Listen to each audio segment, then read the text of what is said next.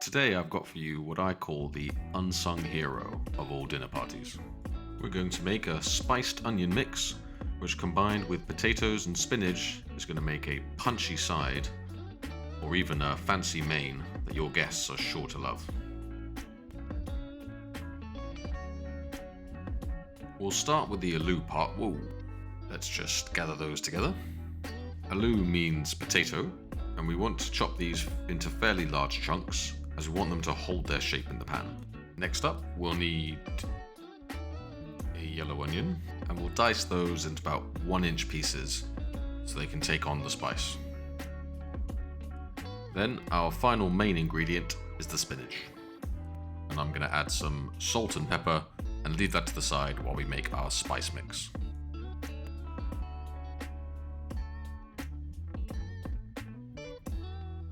While we're making our spice mix, we can parboil our potatoes so they're ready to go into the pan as we're frying. Spice mix will consist of 1 teaspoon mustard seeds, a pinch of fenugreek seeds, 2 teaspoon cumin seeds, 1 teaspoon turmeric, 1 teaspoon garam masala, and 1 teaspoon Amchoor powder. To get started, we can enhance our spices by toasting our seeds. This will activate the aroma and flavour of them. After around a minute, everyone should be nice and toasty, and we can combine them with the rest. I'm opting for a pestle and mortar to break down the seeds and mix more with the other spices, not only to hopefully release more of their goodness, but also for a more consistent texture. This proved to not work as well as I'd hoped, and took a long time. So my advice is first grind the seeds and then add the spices, especially the turmeric, as it stained my nice new mortar. However, as I mourn my no longer new gadget, we have our spice mix. All that's left is some minced ginger and garlic, soy sauce, tomato puree, and to finish, some chicken stock, which really helps coat everything perfectly. Bring everything to the hob and we're almost ready. The potatoes should be done now, about 8 minutes, so not fully cooked. Drain and give them a quick toss in the hot saucepan to fluff up the exterior. Then, grab a large frying pan and drizzle in about 2 tablespoons of olive oil. Once that's all nice and heated up, we can start sauteing our onions. Stir these around regularly, add a little bit of salt, and after about 5 or 6 minutes they should have taken on a nice brown colour. At this point we can add our minced ginger and garlic and let that combine for about 30 seconds. And then we can help deglaze the pan with some soy sauce. Whoa, that's a lot of steam. Maybe turn the heat down just a tad, and then give it about another minute or so, and we can add our beautiful spice mix.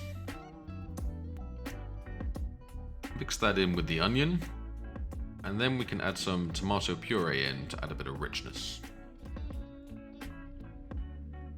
Once that's combined, we can bring in the chicken stock to create more of a paste-like texture. After a few minutes, once you have this consistency, we can bring in the potatoes. Move everything around to get a nice, even coating on all the potatoes. Let that fry for just a few minutes so they're not overcooked. Then we can finally add the spinach. And it's at this point I really regret not using a wok, as I forgot just how much spinach I was using. Spend the next few minutes doing your very best to keep all the spinach leaves in the pan.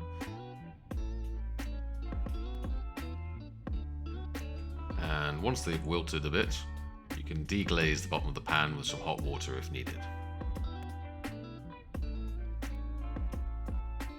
Let the spinach cook, and that really is it.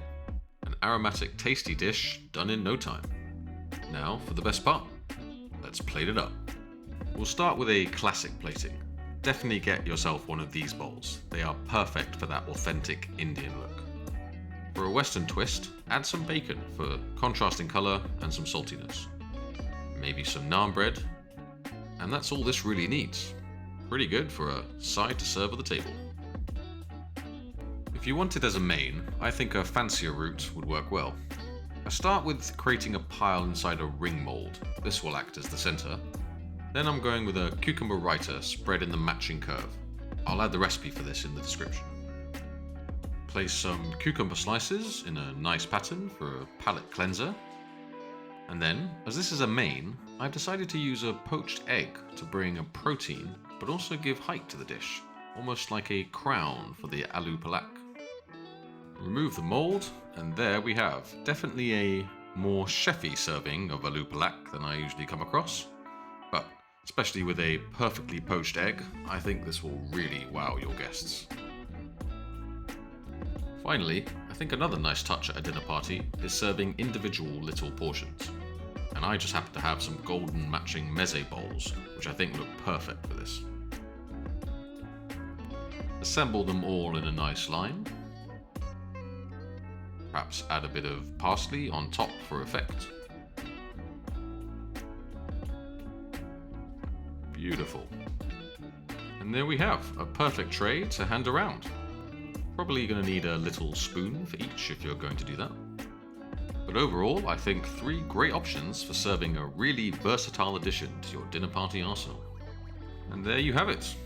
If you enjoyed this recipe, be sure to give this video a like. If you have any thoughts on the plating, drop a comment below, I'd love to hear your thoughts. And finally, if you want to see more videos like this, I highly recommend subscribing to the channel. Until then, may the Zen be with you.